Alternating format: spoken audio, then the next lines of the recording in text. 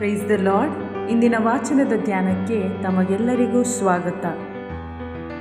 ಪವಿತ್ರಾತ್ಮ ನಮ್ಮಲ್ಲಿರಲು ನಾವು ಪಿತನಲ್ಲಿ ಏನನ್ನು ಬೇಡಿಕೊಂಡರೂ ನಮಗೆ ಅದು ಅವರು ನೀಡುವರು.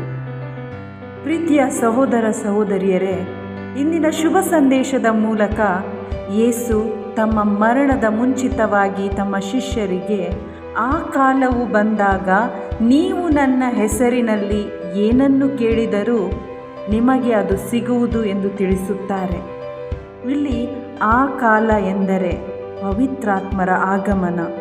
ಪವಿತ್ರಾತ್ಮರು ವಿಶ್ವಾಸಿಗಳಲ್ಲಿ ಬಂದಾಗ ಆ ಕಾಲ ಇದೀಗಾಗಲೇ ಬಂದಿದೆ. ಆ ಕಾಲ ಅಂದರೆ ಯೇಸು ಸತ್ತು ಪುನರುತ್ಥಾನರಾಗಿ ಸ್ವರ್ಗಾರೋಹಣರಾದಾಗ ಅವರು ಪಿತದೇವರು ನಮಗೆ ತಮ್ಮ ವರವನ್ನು ಇದೀಗಾಗಲೇ ನೀಡಿದ್ದಾರೆ.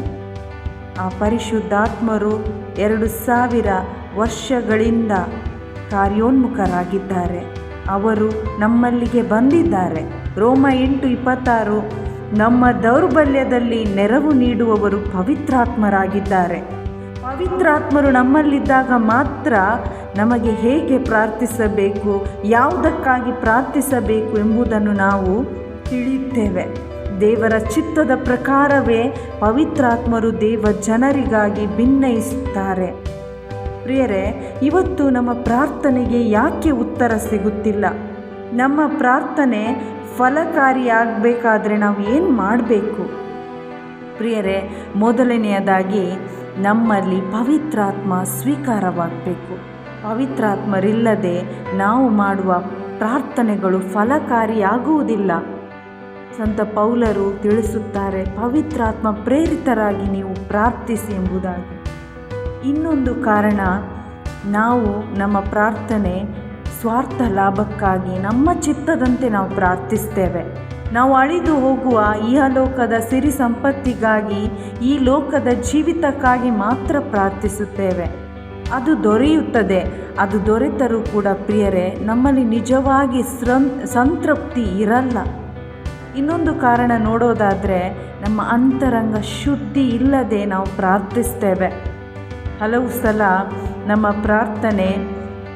ಪ್ರಾರ್ಥನೆ ನಾವು ಮಾಡಬೇಕಾದ್ರೆ ನಮಗೆ ಇನ್ನೂ ಕೂಡ ನಮ್ಮ ಹೃದಯದಲ್ಲಿ ಪರರ ಮೇಲೆ ದ್ವೇಷ, ಕೋಪ, ಹಗೆತನ ಇಟ್ಟುಕೊಂಡು, ಮತ್ಸರ ಇಟ್ಟುಕೊಂಡು ನಾವು ಪ್ರೀತಿಸಿ ಕ್ಷಮಿಸುವ ಬದಲು ನಮ್ಮಲ್ಲಿ ಇನ್ನೂ ಕೂಡ ಆ ಮತ್ಸರ, ಕೋಪ ಇರುತ್ತೆ. ನಮ್ಮ ಅಂತರಂಗ ಶುದ್ಧ ಇರೋದಿಲ್ಲ ಮತ್ತು ಇಂತಹ ಪ್ರಾರ್ಥನೆಗಳನ್ನು ಖಂಡಿತ ದೇವರು ಆಲಿಸೋದಿಲ್ಲ.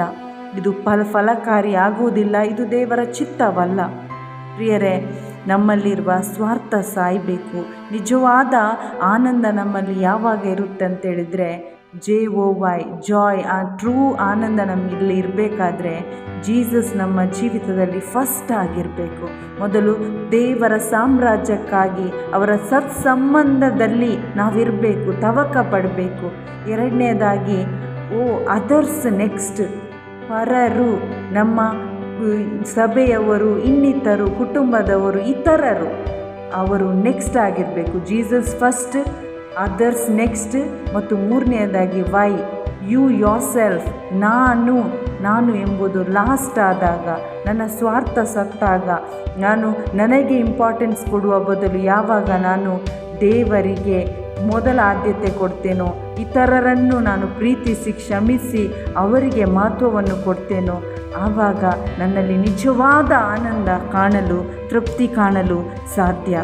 ಪ್ರಿಯರೇ, ಹಾಗಾದರೆ ದೇವರು ಹೇಳುವ, ಯೇಸು ಕ್ರಿಸ್ತರು ಹೇಳುವ ಮಾತುಗಳನ್ನು ನಾವು ಸೀರಿಯಸ್ ಆಗಿ ತೆಗೆದುಕೊಳ್ಳೋಣ. ಯಾರು ನಾವು ನಿಜವಾಗಿ ಯೇಸುವಲ್ಲಿ ವಿಶ್ವಾಸವಿಡುತ್ತೇವೋ ನಾವು ಪಿತನಿಗೂ ಪ್ರಿಯರು ಎಂದು ಯೇಸು ಸ್ವಾಮಿ ಇಲ್ಲಿ ನುಡಿಯುತ್ತಾರೆ. ಹಾಗಾದರೆ ನಮ್ಮ ಪ್ರಾರ್ಥನೆ ಪವಿತ್ರಾತ್ಮ ಪ್ರೇರಿತ ಪ್ರಾರ್ಥನೆಯಾಗಿರಲಿ. ನಾವು ಪ್ರಾರ್ಥನೆ ಮಾಡುವಾಗ ಶುಭ ಸಂದೇಶ ಎಲ್ಲೆಡೆ, ಎಲ್ಲ ಕಡೆ ತಲುಪಲು ಕೊಯ್ಲುಗಾರರನ್ನು ಕಳುಹಿಸಲು ಪ್ರಾರ್ಥಿಸೋಣ. ಕೊಯ್ಲುಗಾರರು ಇವತ್ತು ಯಾರೆಲ್ಲ ಇದ್ದಾರೋ, ಯಾರೆಲ್ಲ ಶುಭ ಸಂದೇಶ ಕಾರ್ಯ ಮಾಡ್ತಾ ಇದ್ದಾರೋ ಅವರಿಗಾಗಿ ನಾವು ಪ್ರಾರ್ಥಿಸೋಣ. ಮತ್ತು ಎಲ್ಲರೂ ತಮ್ಮ ತಮ್ಮ ಜೀವೋದ್ಧಾರಕ್ಕಾಗಿ ಶ್ರಮಿಸುವಂತೆ ನಾವು ಪ್ರಾರ್ಥಿಸೋಣ. ಪರಸ್ಪರ ಅನ್ಯೋನ್ಯತೆ, ಸಭಾ ಜೀವನ ಬಲಗೊಳ್ಳಲು ಎಲ್ಲರೂ ಒಂದೇ ಸಭೆಯ ಯೇಸು ಕ್ರಿಸ್ತರ ದೇಹದ ಅಂಗಗಳಾಗಲು ಪ್ರಾರ್ಥಿಸೋಣ. ಮತ್ತು ಈ ಭಾರತ ದೇಶದಲ್ಲಿ ಆ ಪವಿತ್ರಾತ್ಮರ ಉಜ್ಜೀವನ ಎಲ್ಲೆಡೆಯೂ ಆಗಲು, ಎಲ್ಲರೂ ಒಮ್ಮನಸ್ಸುಳ್ಳವರಾಗಲು ನಾವು ಪ್ರಾರ್ಥಿಸೋಣ. ಆಮೇನ್. Praise the lord.